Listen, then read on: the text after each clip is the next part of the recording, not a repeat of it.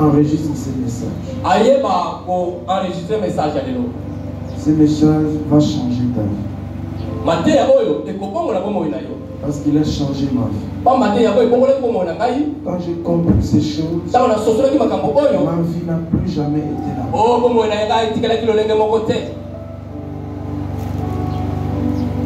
Qui est Jaébet? Jaébet, c'est un nom qui apparaît dans la Bible comme d'une manière fortuite. Ce n'était pas un prophète.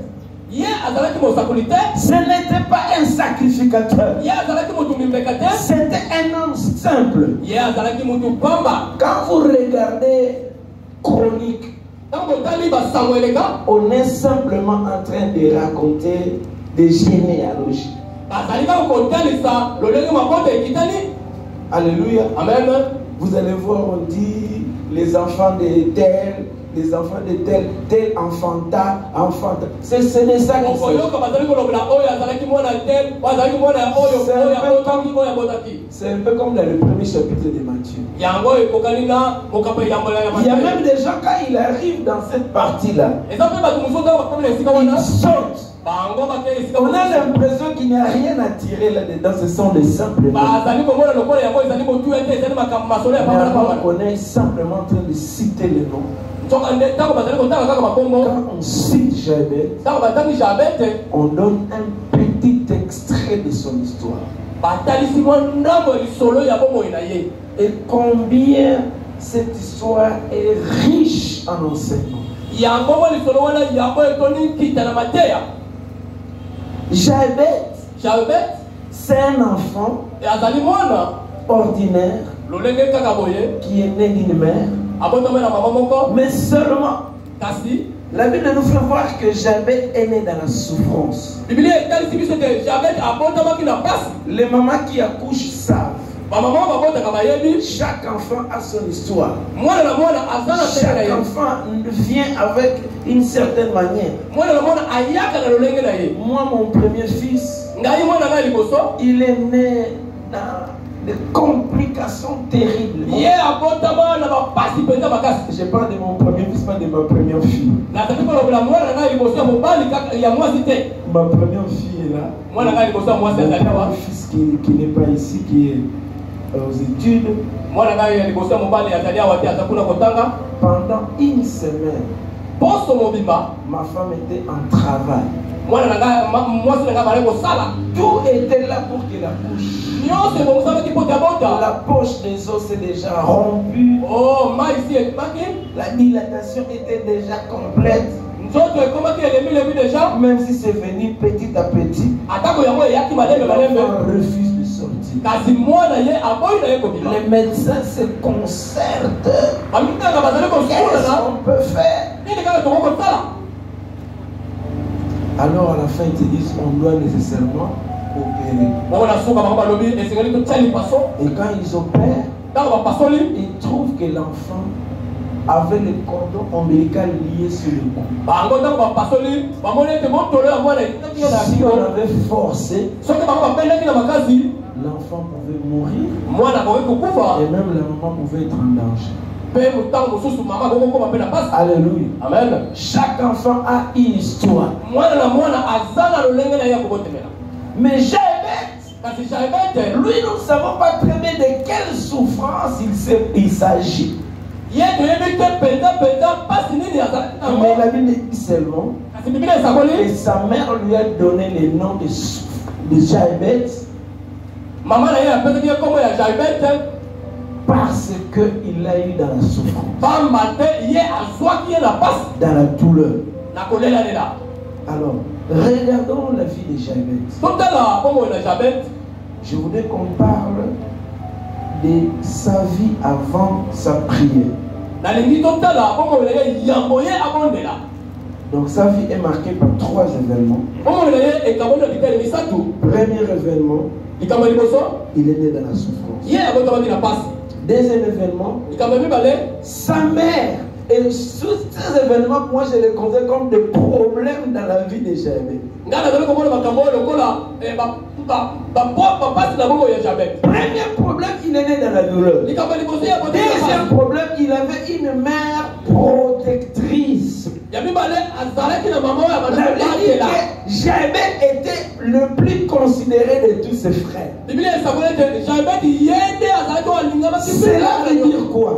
C'est que sa mère cajolait cet enfant comme un précieux bijou qu'elle a eu tellement dans la difficulté qu'il faut le garder jalousement. C'est les gens de maman prêtes à se battre sur aussi du mois d'année. Alléluia. Amen.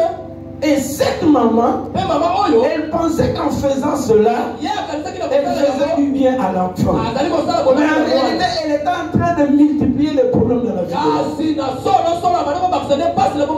Troisièmement, c'est le nom. Elle lui a donné le nom qui était lié à la manière dont il est né. Donc il est né dans la souffrance et je l'appellerai souffrance. Donc si la maman de Jabet était congolaise, si elle était au Congo, elle allait appeler Jabet Mampasi. Bah comment c'est comme ça? Ouais.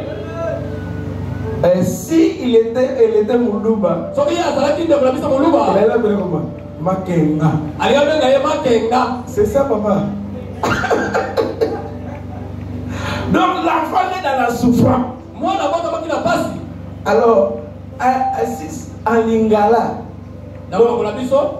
je peux dire que quelqu'un qui est né dans la souffrance, c'est moi qui est né dans la souffrance, parce qu'il était né dans la souffrance et il connaît à vivre dans la souffrance.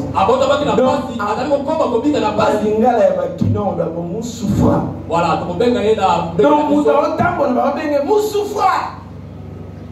Donc ça veut dire que vous les condamnez toujours à la souffrance.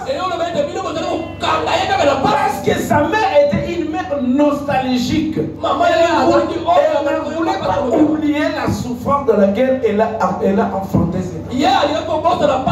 Elle a collé cette souffrance à l'enfant, croyant faire du bien à l'enfant. Or, elle condamnait l'enfant à demeurer dans la souffrance. Alléluia. Amen. Donc ça c'était la vie de notre frère Jabet.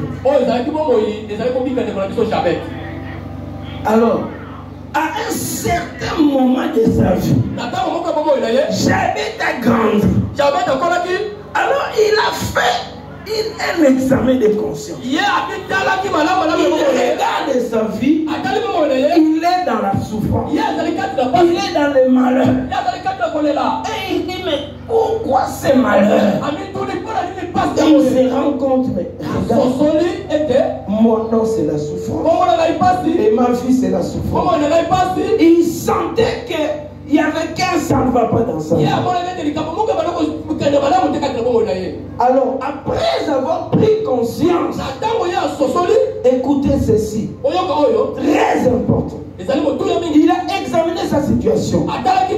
Il a identifié son problème. Il a fait les diagnostics. Quand vous allez à l'hôpital, si vous êtes malade, le médecin doit d'abord poser un bon diagnostic. Il